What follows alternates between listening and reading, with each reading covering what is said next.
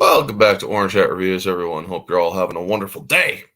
So, episode 65 and the third mystery review of October, continuing the horror story tradition of the mystery reviews. Before I do get started, let me just lower that so I can have more clear light and whatnot. Be sure to smash that like button. Share the stream out. It helps get the channel noticed. Leave a like, which I already said smash the like button. But anyway, let's get into this review, shall we? The hints that I gave were a true story of a priest being possessed and Lock Me Up. Those were the two hints that I gave. And as it is clear now on the Twitter of what I am reviewing, it is indeed The Rite with Anthony Hopkins. Now, this movie was done in 2011, I believe. Yep. Same year as Thor and other movies. There was, or to go by the talking points, in 2011, there was a movie that told the story of how the devil can strike very close to the holiest place on earth, directed by Mikhail Hafstrom, starring Anthony Hopkins, Colin O'Donnell. I don't know how to pronounce that name. It's Donghu, O'Donnell, because there's the Irish O. Alicia Braga, Kieran Hines, Toby Jones, and Rutger Hauer. Long may Rutger Hauer rest. He was a great actor. The movie begins right off with the title and studio promotions. You hear several people speaking. You hear Rutger Hauer speaking, "Don't be afraid," as the WB logo turns into the New Line Cinema logo. We also hear Father Xavier asking, "Do you believe in sin?" And finally, a possessed pregnant woman in the film, "There's nothing to believe." This is a good way of telling you what the story is about, the doubts and insecurities one has in faith. Also, this movie does a great job in showing the skepticism of faith as well, or of faith and the devil, as well as showing you the realities of these events that can happen in real life. I myself have had paranormal experiences. I don't usually share them because, well, let's just say that they were very frightening. Nothing as frightening as what goes on in this film, but I have still seen and felt things that can only be described as evil. Anyway, continuing on, we have a text in the beginning of the movie. The battle against the devil, which is the principal task of St. Michael the Archangel, is still being fought today because the devil is still alive and active in the world. Pope John Paul II. This quote is attributed to. What follows is inspired by true events. We then see an embalming of a body as it is prepped for funeral, filling the mouth, or it shows the main character, who is known as Michael Kovac. He's filling the body or the mouth with clumps of hair to essentially keep the mouth from sinking, I'm guessing. We also see these bigger lenses placed in the eyes to keep the eyes looking a little bit more lively, and sewing the mouth shut without showing the stitches on the outside. They go on the inner lip to actually do that. And the sound quality of this film, where you actually, when he pulls it together, you actually hear the mouth closing of the jaws coming together. And there's nice camera work showing the cleansing of the body and the preparation of the body as morticians do this and whatnot. It gives you a little bit of background into how morticians prep the bodies for funeral and such. It's not well known to audiences, and they do a good job of letting them know a small bit of real mortuary work. We then see a devil tattoo on the deceased, which is something that Michael focuses on, letting you know he has doubts in faith. A wrist charm bracelet with a frog and an eye charm as well, which comes into great significance later on in this film. We also hear Michael's morbid curiosity after he's done prepping the body. How did she kill herself? And Istvan, his father, played by Rutger Hauer, I love that name, Istvan Kovac. It's a Hungarian name because you also hear him speak Hungarian in the film. He says, "We're morticians. We serve the dead. We do not talk about them." It invites bad things, which is a great line because it is a foreshadowing, or it brings bad things, he says. And we then see more camera shots of the setting of the town in which he lives in. Shows that it's a bit run down and he wants to get out of there. So he figures seminary school is the way to go. And he's talking to his friend and he's going over the perks of seminary school and such, thinking that he can easily go do seminary school and then not even take his vows. Basically, it's a it's a quick way of getting the hell out of there and not looking back. He thinks he has it all figured out. Well, that's not exactly the case. So his friend they're talking to him at a bar. They're hanging outside the bar because the bar is kind of full. And so the barkeeper is talking to Michael, and it's like, or while she's walking out to him, you hear his friend say, "Cool, wow," or "Cool, awesome, whatever, dude." And she's saying, "I get off at this sort of time," to Michael, and she says, "Lickety split." Now, you'd think that these lines are just regular lines to be thrown away until you hear them later to show or to give you an idea that whatever force in this movie is acting against the protagonist has been around him for quite some time.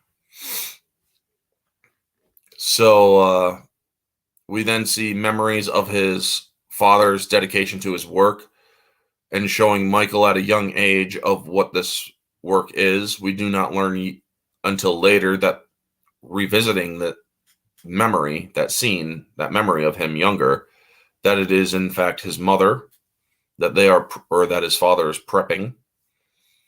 It jumps to 4 years later after the memory scene, and he graduates from seminary school, acing psychology and art history, and yet fails on purpose in theology. And Father Matthew, played by Toby Jones, who many people recognize in the MCU as Arnim Zola. He's like, "Come by my office or this weekend. We'll discuss this and we'll see we'll talk about it." And so he goes home and he writes an email to Father Matthew saying that he's going to basically resign his commission as a priest, so he's not going to take his vows, citing an absence of faith. Now, I really wish I could actually talk to my buddy Odin, who is a develop, or to even Father Christopher Miller, because there are certain things in the movie that I am curious about. Odin would never discuss this film, as he tends to stay away from horror aspects in horror movies that deal with demonic possession and stuff. And believe me, I can understand why, considering experiences I have. Me, however, I watch them during the day. It doesn't seem to invite too much evil toward me, it seems. However, I could be completely full of bunk, and, well, we'll see in the future. Anywho, so he writes this, and we learn that his absence of faith is due to his mother's death. Then we see a moment in which his teacher sees him in the rain and tries calling toward him. He trips off of a sidewalk into the road and loses grip of his umbrella in the rain, which a biker is coming down the road and swerves out of the way of the umbrella, but ends up getting hit by a vehicle. And we then see Michael go up to the woman, who asks if she can be blessed before she dies, and he gives her last rites. And this scene is just beautifully shot. I mean, this is all done in the rain. Obviously, it's rain machines, because real rain does not really translate well on screen. So they have what's called rain machines, where they're just giant sprinklers that have these bars that shove out very thick drops of water to mimic rain in the films in film. And so he gives her last rites, and then later on, Father Matthew talks with Michael and says, or talks to him about what happened, because Father Matthew feels guilty that his tripping into the road, also twisting his ankle pretty badly, now that he walks with a cane. He feels guilty about it because that's what caused the accident. And so he's like, you gave that woman, or what you did for that woman was beautiful. And he's like, I was just reciting the prayers that I knew. I did not, or there was nothing behind them. There was no faith behind them.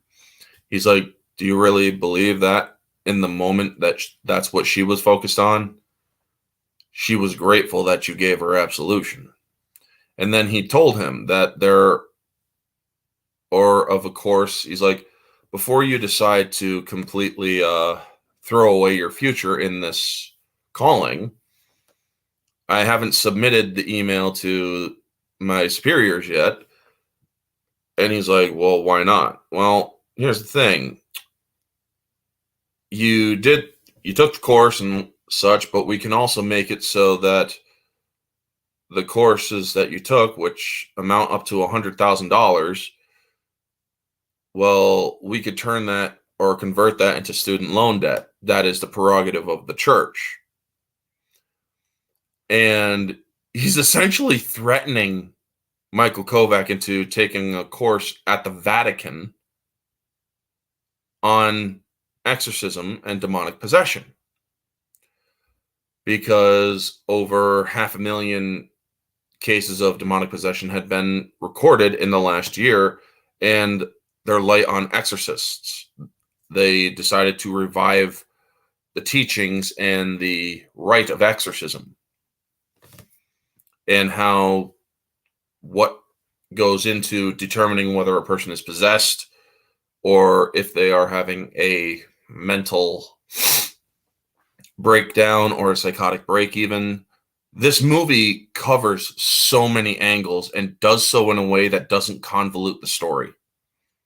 It actually challenges faith and science in the same movie, and clashes it together, but also shows that there are, or shows you the full medium in which you would actually have to decide whether or not, in certain cases, is this a is this truly a possession, or is this a mental illness, you know? So he's in Italy, and I like the shots in Italy, the different or the scenery of Italy and the Vatican City and Rome. It really is a nice it really is a beautiful area. And if I ever do get money to travel and whatnot, I would probably want to visit Vatican City and Rome, just to tour it and see it for myself. So we are also introduced in during these lessons where we're introduced to Kieran Hines and Alici Braga. Kieran Hines is Father Xavier, and Alici Braga is a person who is taking the course. However, or we learn later that it's not for religious purposes. The class, the image, or they show some very startling images. One of an exorcism being performed, where the person is speaking Russian, and yet he's yelling at the priest when the priest placed a crucifix on his head.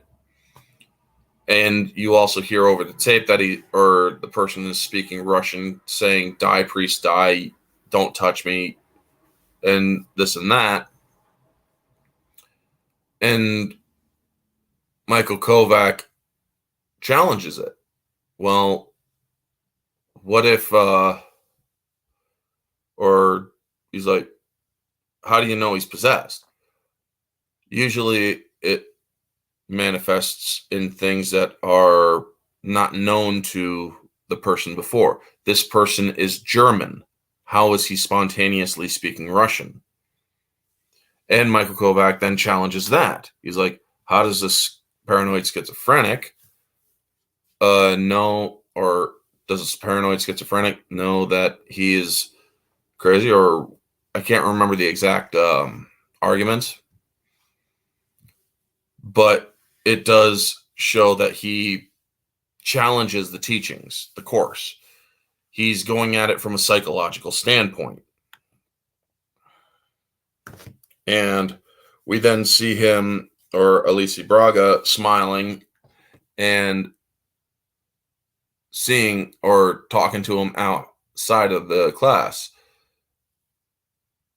And we also see that, or you hear the term final fling with atheism. So then we see another scene where Father Xavier talks to Michael, and he's like, it seems that you need to actually have proof of the course, as you are not finding or having the faith in the course. So he sends him to Father Lucas.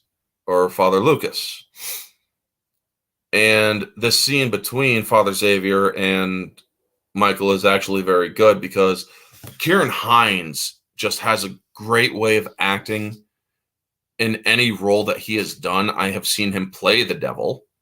I have seen him play a wizard. I have seen him play a priest. I have seen him play other roles. And he has done so well, even doing voice role or voices or voice acting. Kieran Hines is just a great actor.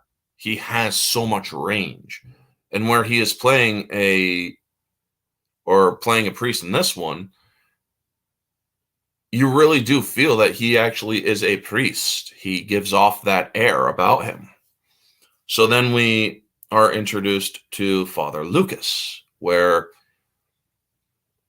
Michael has been told to, instead of returning to the class, go out and see Father Lucas. His methods are unorthodox, but he may be able to give you the proof you require.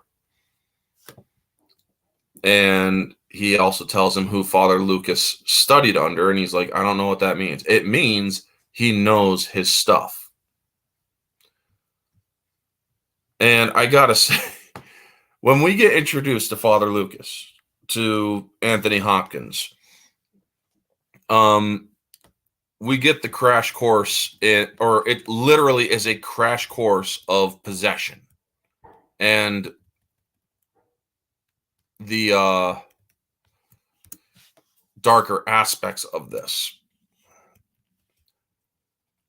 So Anthony Hopkins, he's like, you like the cats? He's like, not particularly. Welcome to Rome. It's infested with cats.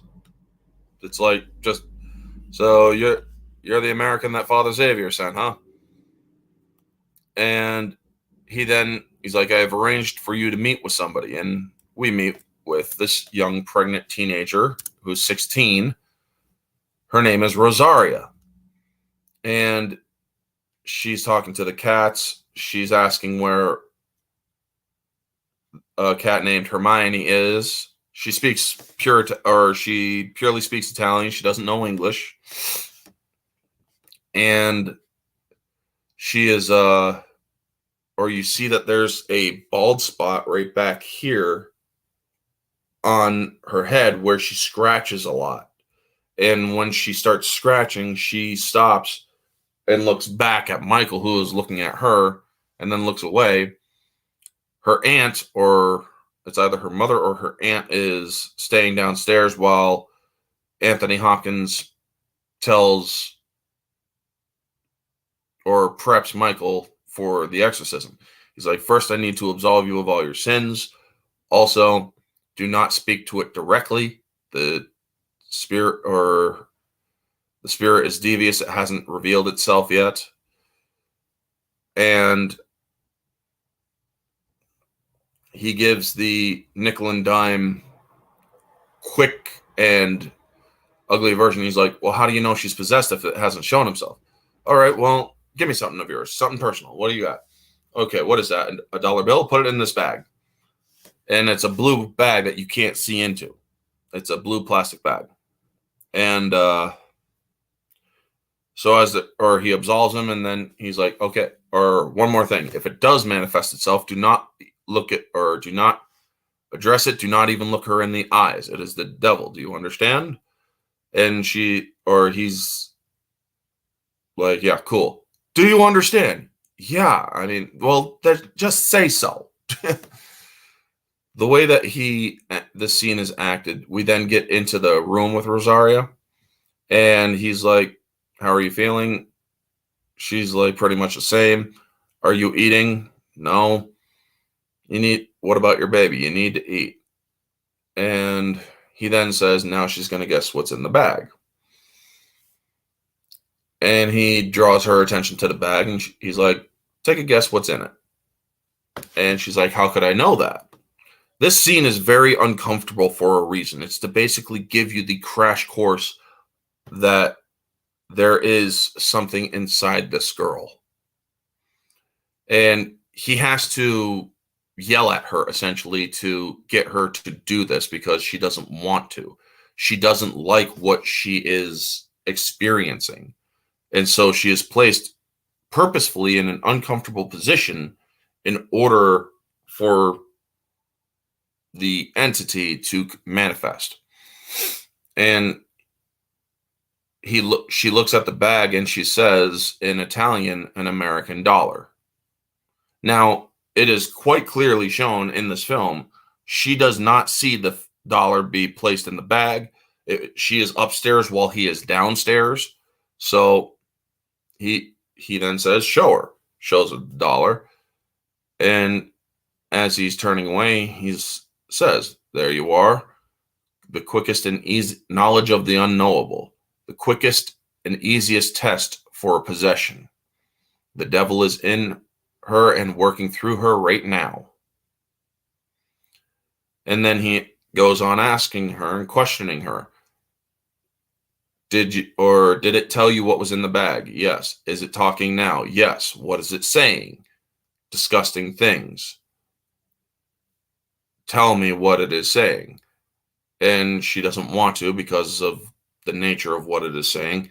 Now, we don't ever learn what it is saying. So he starts, or when she starts becoming even more agitated, she starts scratching the chair, or she starts scratching the arm of the chair a lot. She also starts scratching the back of her head more. And while Father Lucas starts praying, and Anthony Hopkins, man, reciting Latin rapid fire like he is in this movie, that's impressive. Considering it's like, how the heck can you just rapid fire Latin? I mean, he's going like this really, really, really quick, and he's talking in Latin, and it's just really freaking rapid fire. How you doing, Cult Classic Cage? Good to see you, Cassie. How you doing? We're talking about the movie The Rite. And so, yeah, he then gets a call on his cell phone. He's like, get in there, get in there. And Michael's just slowly reading from the Bible in Latin. And it's like, yeah, you're not helping here. So he's like, I'm in the middle of something. He hangs up the phone and he goes right back into it. And she stands up after certain lines are said. But also you see a charm on her wrist, which is the same charm that was seen on a dead girl from the beginning of the movie. And after she stands up, he finishes his prayer, tapping her on the head several times, and she feels better. She feels that it has receded, whatever it is inside of her. Chillin' fam, I know the movie you're talking about, but never saw. Anthony Hopkins is great, though. Yes, it is The Rite. And this movie, I won't watch this movie at night either. There are certain I do not watch demonic possession movies at night because I've had paranormal experiences.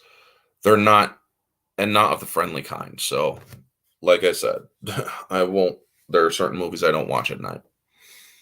But we then are cut to the girl and her mom walking home, and he's like, "That's it? Yeah, that's it." So she's still possessed. Well, what do you expect? Spinning heads and pea soup? I love that reference to The Exorcist, which is freaking hilarious considering something a little later. But he's like, spiritual liberation can take months, sometimes even years. And, excuse me, it doesn't always go well. Sometimes it can cost a life. That is the ultimate goal of the darker entity.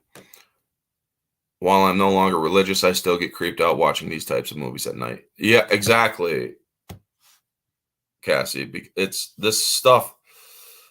I'm not a perfect Catholic. I am not a perfect Catholic by any means. I pray sometimes. I don't pray all the time, but I do pray at times. Some people would say that I'm a convenient Catholic. I only pray when it's convenient. But I am aware of what can happen. Let's just say that. I'm spiritually aware. So now let's see here. He's then talking to him outside, and Father Lucas admits to having crises of faith at times, and you hear him reference God's fingernail, which is then later on said again, but with another word attached to it. We're then seen, or he's in Rome, or back in Rome, and trying to find a place to get coffee. So he goes to McDonald's. And Angelina, who is played by Alicia Braga, great actress. I mean, this woman played in Predators. She's played in this movie. She also played in I Am Legend. She's just a freaking great actor who can get really physical. But in this film, she doesn't get physical. She actually plays a less physical character. She plays a journalist who wants to, or who's taken the course for a story she's writing. And he tells her at first, no, I'm not going to talk about this yet. And we are then brought into the third class, where we learn about the importance of a name for demons. And he recites different names of demons, Leviathan, Beelzebub, and then he says Baal. And then all of a sudden, the power in the entire Vatican just shuts off. It's a power outage, essentially. And it's very, it's a clear hint in this movie as to which particular demon is the antagonist in this film, which is Baal. And we are then showing that he's troubled because of, or Michael Kovac goes to Father Xavier. He's like, I believe this girl needs psychological attention. And he tells him it is absolutely normal for a person to feel for the subject during their first exorcism, watching an exorcism for the first time. But Father Lucas knows what he's doing. You sure? And how do you know? Because he gets results. And we learn later on in the true aspect of this tale of the person who is Father Lucas. Obviously, names are changed, but the character that is Father Lucas, the real life version of him, whoever his real name is, I am not sure, has performed over 2,000 exorcisms. So yes, and he continues to practice in Florence as of the time of the movie being done.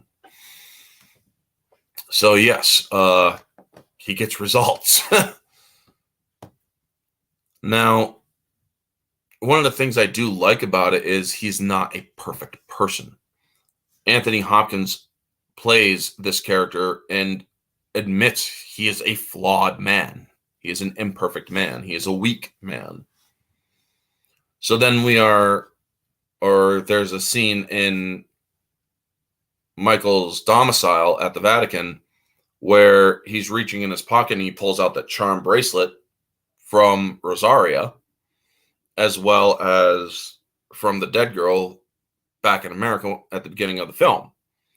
So he goes back to Father Lucas again to speak with Rosaria this time, interviewing her about the experiences she has, learning, and we now also learn how she became pregnant. We learn that the charm bracelet that she has was a gift from her father. And he's like, how did it end up in my pocket? So Father Lucas asked her, did you put it in his pocket? She's like, no. Then how did it get there? I don't know. And so he turns to her, or he's like, where did it come from? Her father, or she says to a padre, her father. Yes. And how did it get in my pocket? Then how did it get in my pocket? She says the devil in Italian. And Michael's like, the devil? Why would she lie? She's 16 and she's pregnant. Who is the baby's father? Well, or they say they don't know. And when he shows her the charm, when it's dangling in front of her, she's recoiling at that. So that tells you automatically, once you learn it's from her father and she's recoiling from it, pretty easy to guess what else had happened to her. And so he's going to put the charm back on her wrist, and he says, or wrist, and she said, and he asks, from your father? Yes. He then gestures to her very pregnant belly, your father. And immediately she starts getting agitated, and the spirit manifests again. And she then ends up on her hands and knees because she has a physical episode. And her Father Lucas starts praying to begin an exorcist or a rite, and her hand shoots out, the one with the charm bracelet, like this. It's just, and then Rosaria is speaking in an inhuman voice, saying, "Remember the fat little bitch killed herself. She says to say hello. Hell-oh."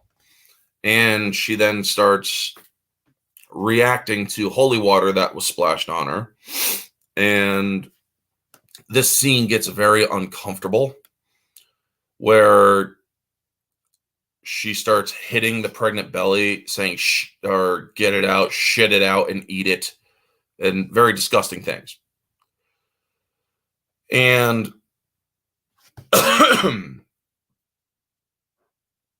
we also hear one of the lines that Anthony Hopkins says is a direct callback to his time as Van Helsing in Bram Stoker's Dracula. "We are strong in the Lord and the power of his might." And then we also see the girl go right up to Michael, crawling up to her on her hands and legs, crab walking essentially.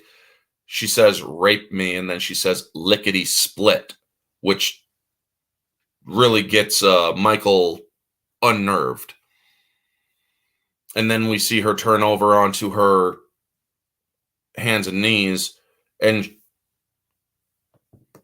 she is worried. She then stops for a moment. You think she's finally lucid. She walks right up to Michael saying, "Help me," in Italian, and then she starts choking him until she then starts, or he then clearly sees something appear in her throat, which she has to cough up, and she coughs up 3 nails as the prayer continues from Father Lucas. Now, these nails are very specific types of nails, folks. You take one look at them and you know immediately they are crucifixion nails if you know anything about the crucifixion of Christ. These nails are about yay long, and she ends up vomiting up 3 of them. And after that, she passes out. So while she starts to sleep and she's resting, there's a conversation between Lucas and Michael. And he's like, "I thought you're supposed to have a doctor present." "I am a doctor." And he's like, "You still don't believe." And he says, "Christ, she was raped by her father. She's internalizing her guilt." Internalize. Well, it doesn't explain how she could spontaneously speak English. She's 16. She's heard 1,000 songs on the radio. Well, what about these? The nails the nails are in a cup in front of them. Well, what about these? Well, she obviously swallowed them to hurt the baby. She obviously doesn't want them. Well, there's just one problem with that, folks. If she had swallowed those nails prior to the visit, they would have probably done the damage inside of her stomach. They wouldn't have been caught in her throat. Doesn't make sense. So that's a weak argument there. And then he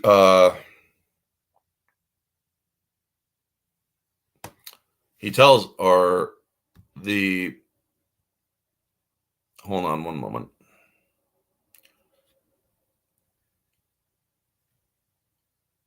Or he then tells him, choosing not to believe in the devil will not protect you from him.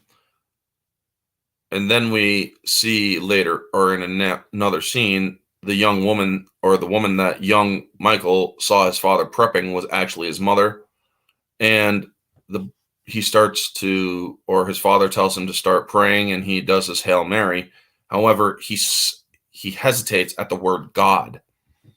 It's a clear hesitation from the child, because this kid is indeed in a faith crisis.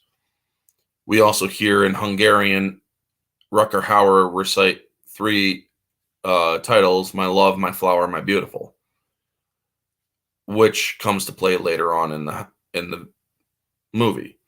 So then we are cut to the next day. The pace picks up after we are introduced to Father Lucas. We are being shown different, or the movie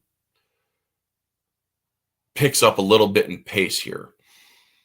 We see house calls, and there's this young child who claims that he was attacked in a dream and bitten and kicked by a mule with red eyes.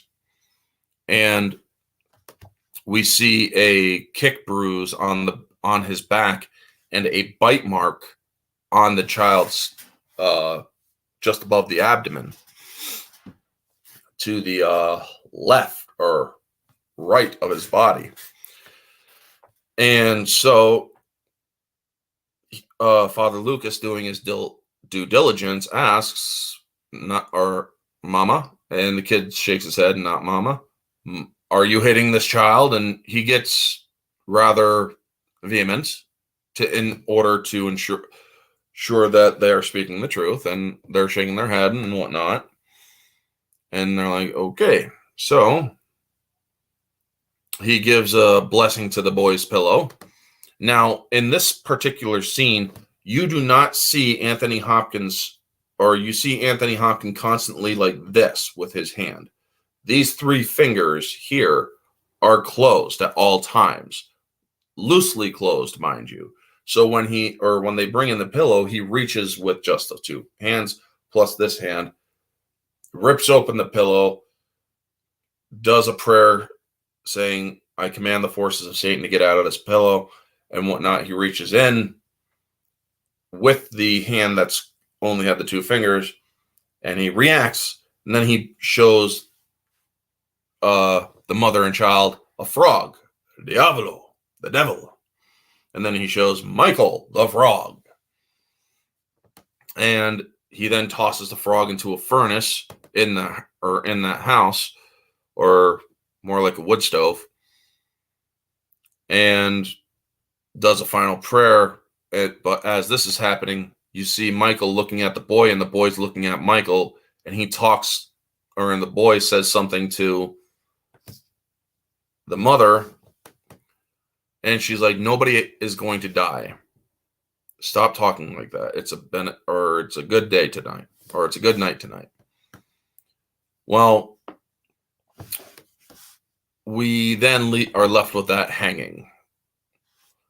So as they finally get back to Father Lucas's house, he finds a frog in Father Lucas's bag. And then he hears even more frogs, and he's about to confront Father Lucas on this. He's like, you're faking this shit? Essentially thinking he is faking it. Well, Father Lucas just got a call from the hospital that Rosaria just tried to kill herself through drowning and is now hospitalized. We then see the possession further in the hospital. And we also see the very foolish choice of Michael addressing it directly, because it's no longer Rosaria at this point. It's speaking English, which she doesn't know how to do. It's in a voice that is not hers. And he goes full skeptic. Well, so you remember being raped, and it recites the Bible. When the devil has nothing better to do, he rapes his children, which I, I don't think that is a Bible verse. But it's like, so how do you, or you speak English very well. And then it recites the Bible in a different voice about the Tower of Babel, reaching down or sending us down to confound them so that they cannot understand what each other is speaking. That's a paraphrase, by the way. And you see that the demon acting through Rosaria is very incensed with Michael, because it's like, how can I fear you if you don't exist? And you see Rosaria, the look on Rosaria's face is very angry. Well, then we see that she's outside of the hospital room. He goes up to Father Lucas, and Father Lucas is like, do you really think you outsmarted it? That isn't the devil. That's a very sick 16-year-old girl or teenage girl. She doesn't need a priest. She needs a shrink. And he's like, he still has you convinced. His bag, it's like you dropped your bag of tricks. So,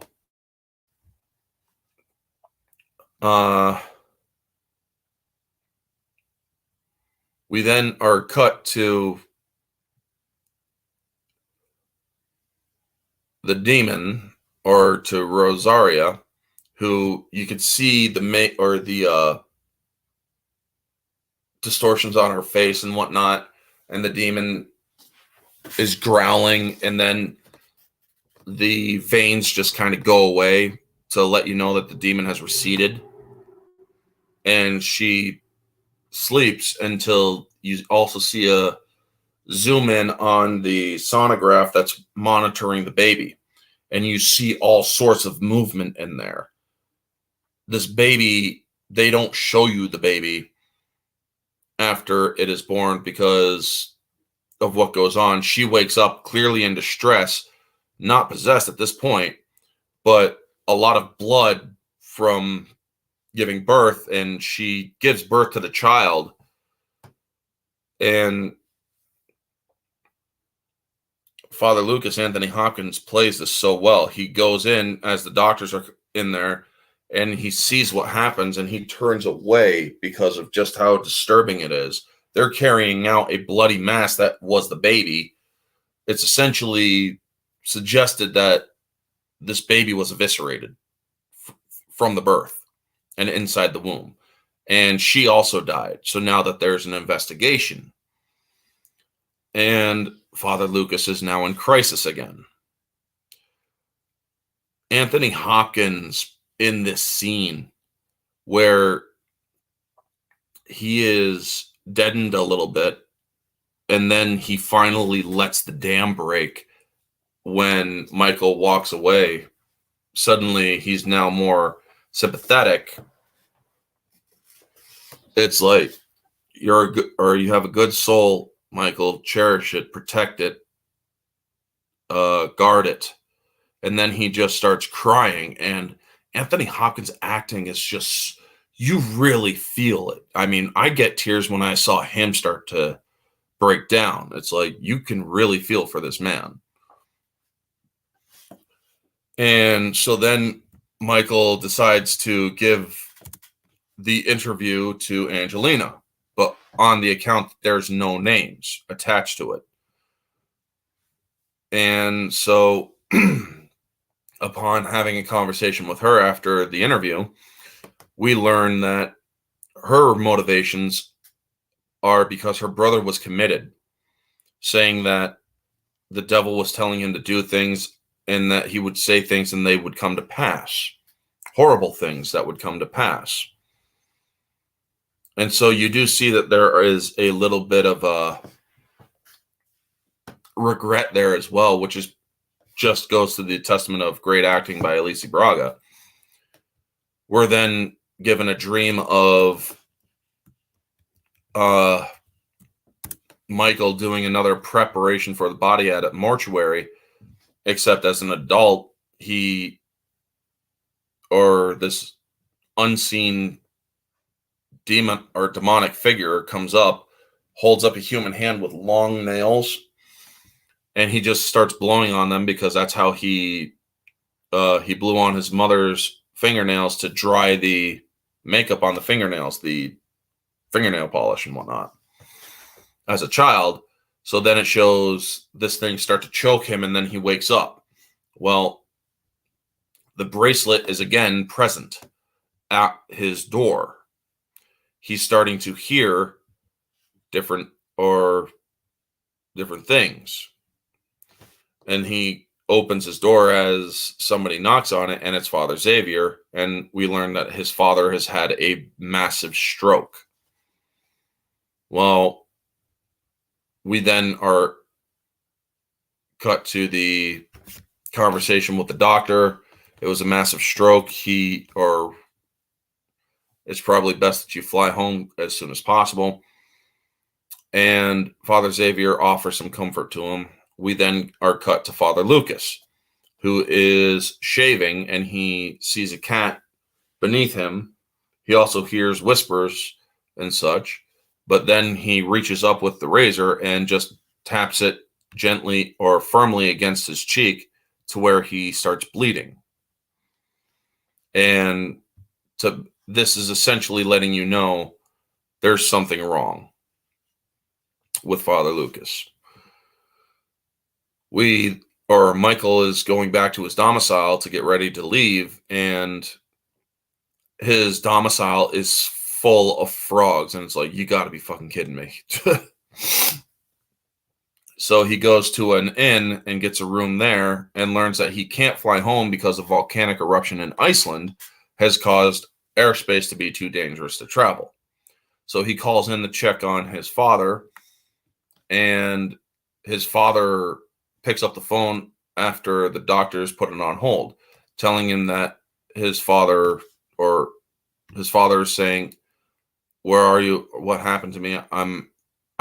They're hurting me, Michael." And then he disappears, and then the doctor comes back. "I'm sorry to tell you, but your father is dead. He died 6 hours ago. I was there to declare him dead 6 hours ago." And he's like, that's impossible. I was just talking to him. So you now know that there is a presence around Michael. This demonic presence is tormenting or choosing to torment him. So he asks Angelina for help.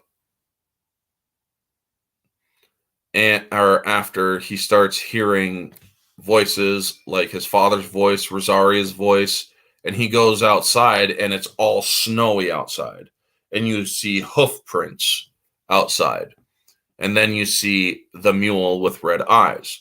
However, this is the only real mistakes, folks. I've looked this up, movie mistakes and other sites. The only real mistakes are the mule scene, because it's not really a mule, it's actually a horse. What they show you in the movie is a horse, and it has red eyes, and those eyes just do look like they are malevolent, even on this horse, which has very peaceful looking eyes. So he turns away and then looks back. The mule's gone, and so is all the snow. He's realized he just woke up in the middle of the street, so he calls Angelina for help. They go to the boy that he and Father Lucas visited and asks him, he whispered something to his mother the other day. Could you please tell me what he said? And the mother said that, or speaks in Italian, which Angelina translates. He said your father was going to die. And he asks him, who told him that? And the boy instead answers, looks up and says, the demon, the mule. And you've seen it too. He says that in Italian, which Angelina translates. And so he leaves rather upset, and she's like, "What's wrong? My father died last night." And she's like, "What did you say?" "My father died last night." How did that kid know? Days before his father died. So now he's really in crisis. It's like he's shown the proof. He still just doesn't want to believe yet. And these are really powerful acting. I mean, I believe this is the first time this kid acted. It's like one of his first movies or something. So we then see Lucas, or a scene with Lucas out and about with his hat on. He's has a long robe on, and he's in barefoot, and his hand is trembling like this, which is established earlier in the film that is a possible sign of possession, a persistent tremor in a limb. And this girl goes up to him and asks him to bless the doll, and he does a nice little blessing and whatnot. And then he looks out again and then looks back at the girl and just smacks the girl. And I seen this interview with Anthony Hopkins about discussing that scene where it was perfectly acted. It shows that it's a very violent scene. However, it's not, or the girl was not ever harmed.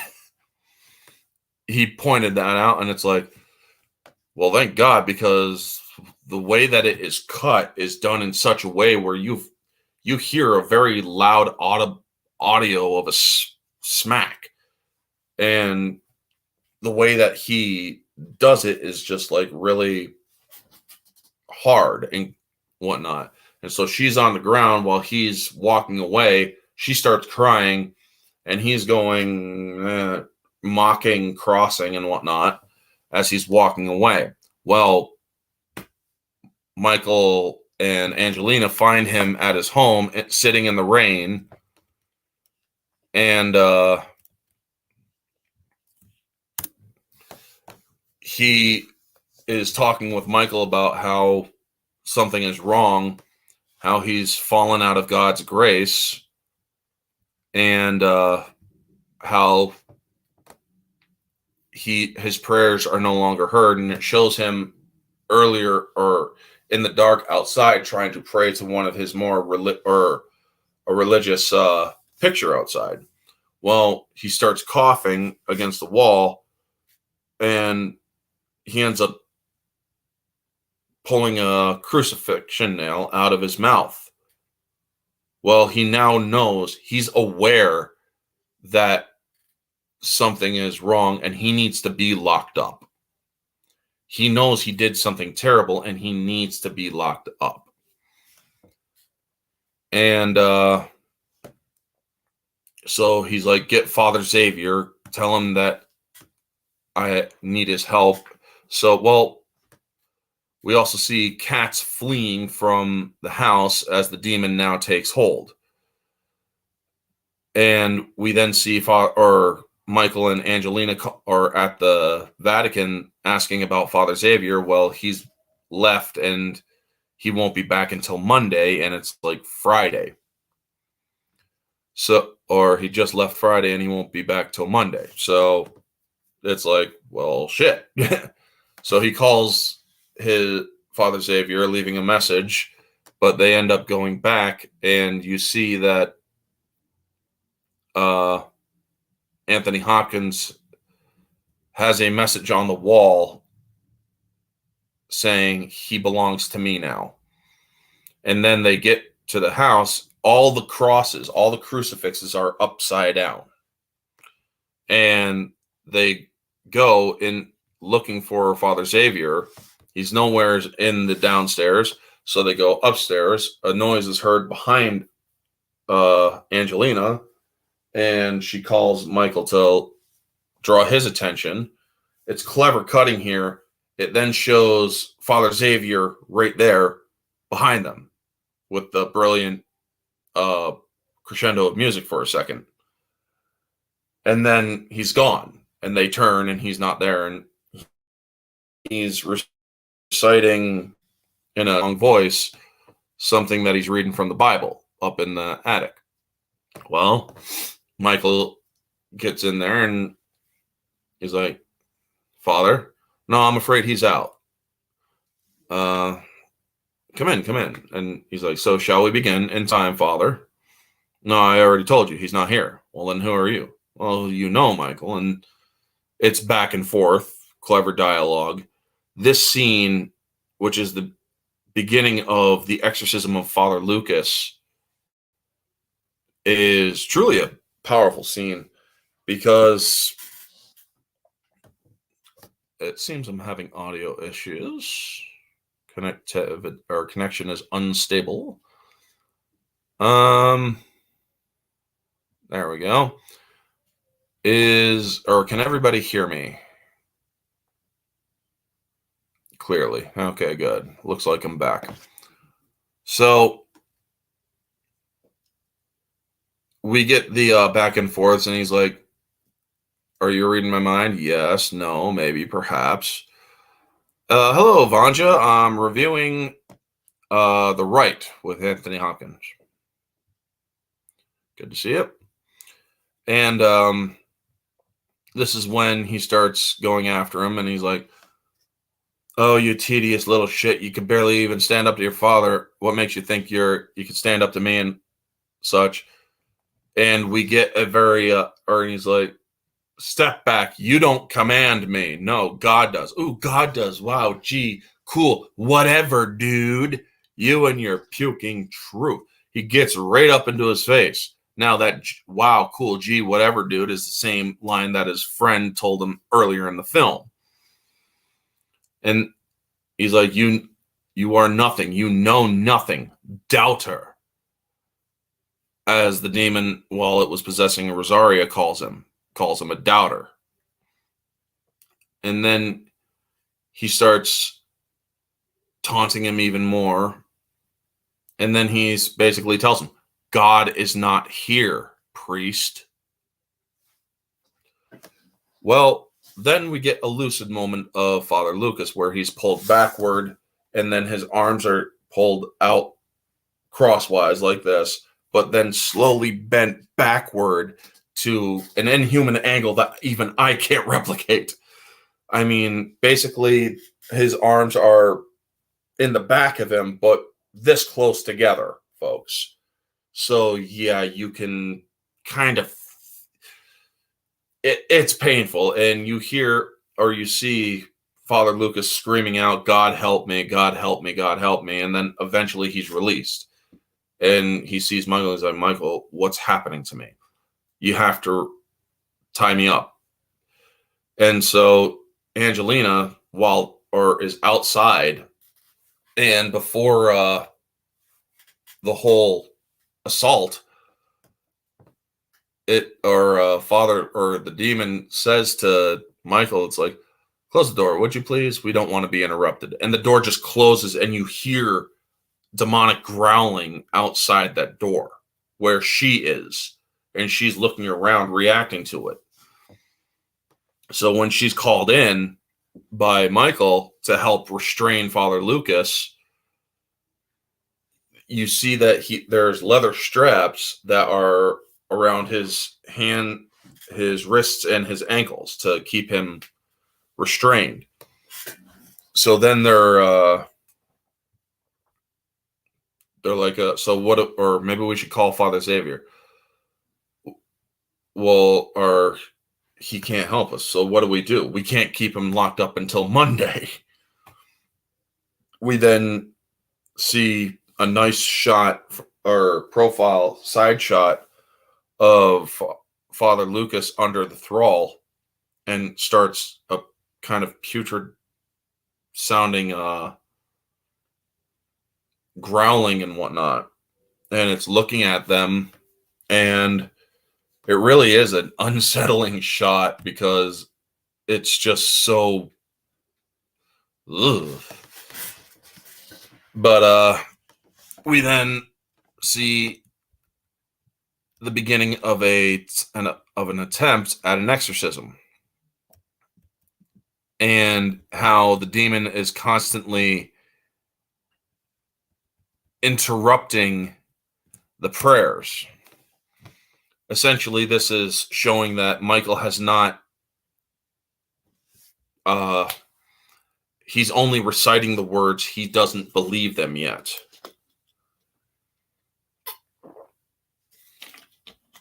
Which, honestly, is a great way of showing that he hasn't found his faith. So, the demon is not reacting to him. It's basically ignoring him, looking at Angie, talking about her brother and whatnot. Essentially pissing off Michael. And it then, or he says, leave her alone. He's like, oh, you were never meant for God. You were always meant for me, honey. And he's like, you think I don't know your your dirty secrets, your nickel and dime sins? And so when Michael reacts and thrusts the rosary in front of Father Lucas, he's like, whoopsie daisy, close to home. They cut to the restraints on Lucas, and his restraints are starting to rot, literally start to crack and split as he's doing this. So it's basically biding time. And you see the cross and how the cross bends in midair, like literally warps in midair. It's bad CGI, but it still works. And he's saying, remember that time, Michael, I've always been with you. Remember that time you bent that cross. And it was during a time when his mother was being laid to rest, and he puts a cross behind his arm or his back, and he bends it out of anger because he lost his mother. He was only a kid at the time. And so he's trying to regain a little bit of control here. So he tries again, and instead of saying anything, well, the demon puts his head down and says, my love, my flower, my beautiful, in Hungarian, and then looks up, hey, daddy's calling from hell, and starts laughing at him. And so he gets out, or so he leaves the room with her, and she tells him, you're not alone. Or he's like, it's more than the words. I don't have the faith. She's like, it's more than just that. You're not alone, Michael. And he looks at her and he's like, what did you say? You're not alone. Well, you're not alone was was written on the back of an angelic card by his mother before she died. And so they go in again,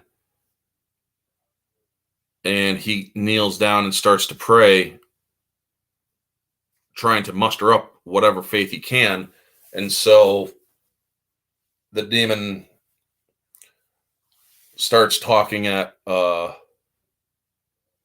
Angela about her brother, and then back at him. And so as the cross is still bent, the restraints are rotted enough where he can get free, and he goes after her. And as Michael gets up, he smacks Michael away, and he's like, shall I pour the sick, diseased, rotting truth into your golden womb? And then he gets smacked, letting her down because he's choked her enough to where she's unconscious. And then he gets up, what about you, kissy lips?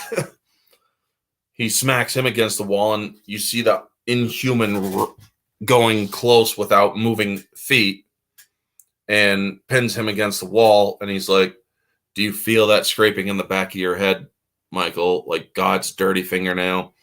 He's like, Father, please. Lucas is not here, and he's never coming back. And he continues, he's like, do you believe in me now?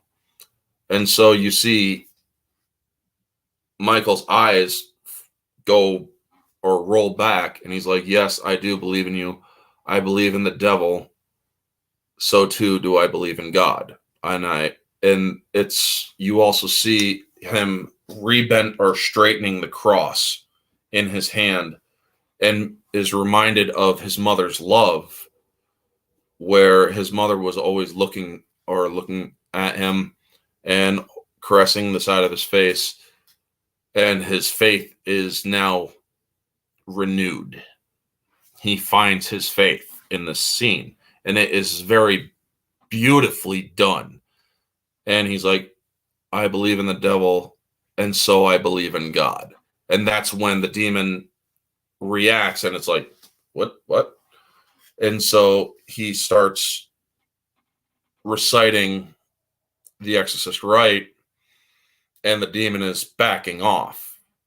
And it's like, I exorcise you, most unclean spirit, warp of vices, creator of agony, and continues. And you hear, or he actually gets the Father Lucas on his knees and continues to pray and recite the rite.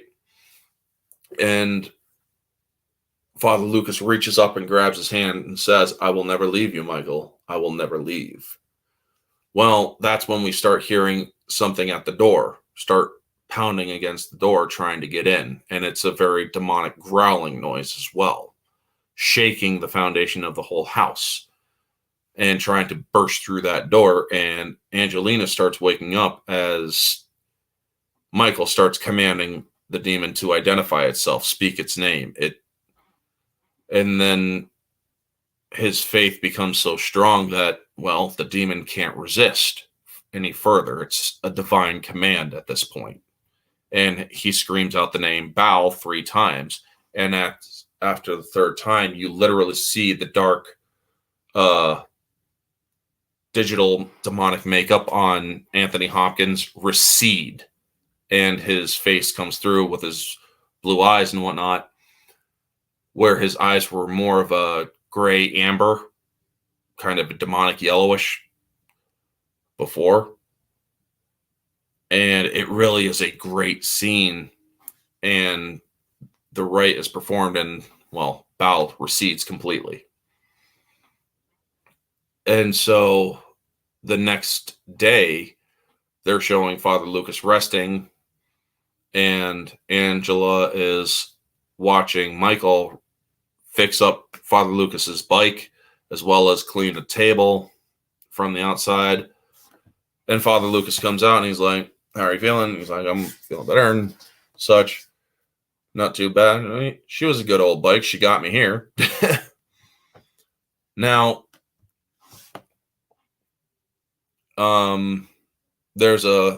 just as they're about to take off and go their separate ways, Anthony Hopkins had a line that he wanted to recite in this movie: keep fighting the good fight with all thy might.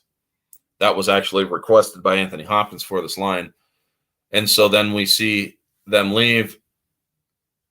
Michael's back at the mortuary back home in America, where he's going over bills and mail from Vatican City in Rome, which is from Angelina, the article in which she wrote of his experiences and how exorcism is needed. She also added her own experiences in the article. We then see that Michael is indeed now a priest and in a church, and he goes into a confessional where he's about to listen to a confession. And then it zooms out, and with the words, Father Michael Kovac is one of 14 exorcists practicing in the U.S. today.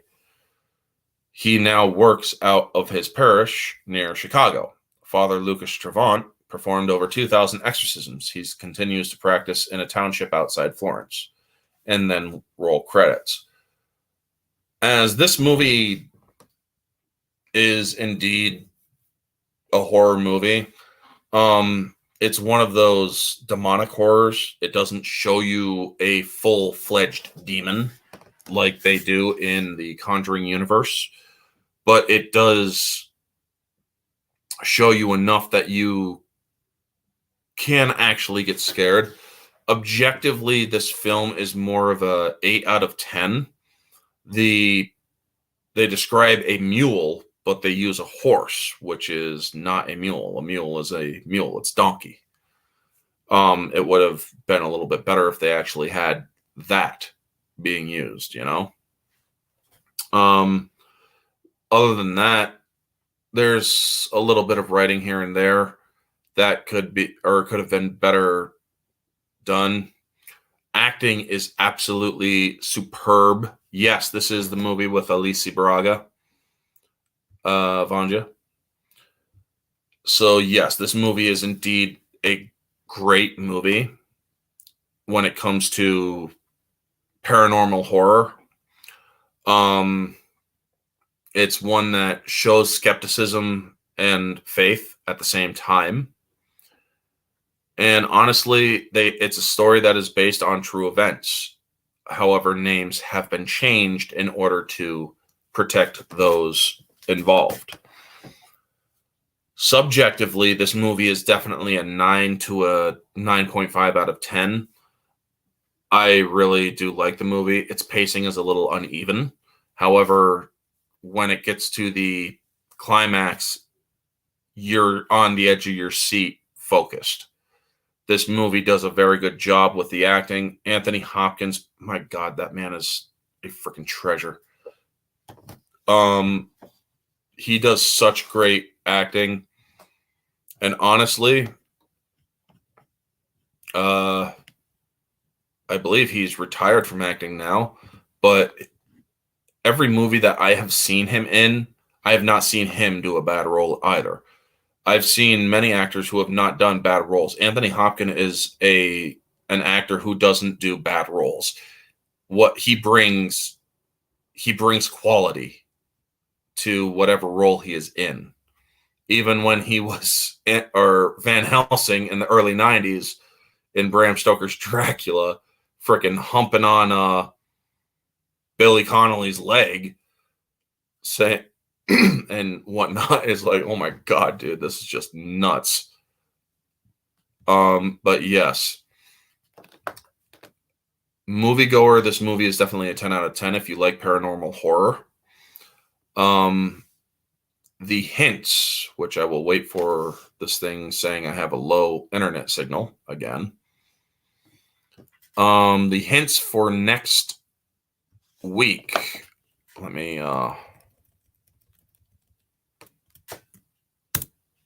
there we go. So yes, the hints for the mystery review next week is, yes, you are late, Kamen Rider. I always go live an hour earlier than what time it is now. That's why it's important for people to set their reminders on the mystery review playlist. The hints for next week is rather one hint. It is a true horror that frightened generations. I'm pretty sure some of you can actually or immediately know what it is. Do not spoil it in the comment section, please. So yes, a true horror that frightened generations, and still does to this day. So thank you all for who tuned in. Christian Freights, Kamen Rider, Vanja, Cassie. Thank you all for dropping in.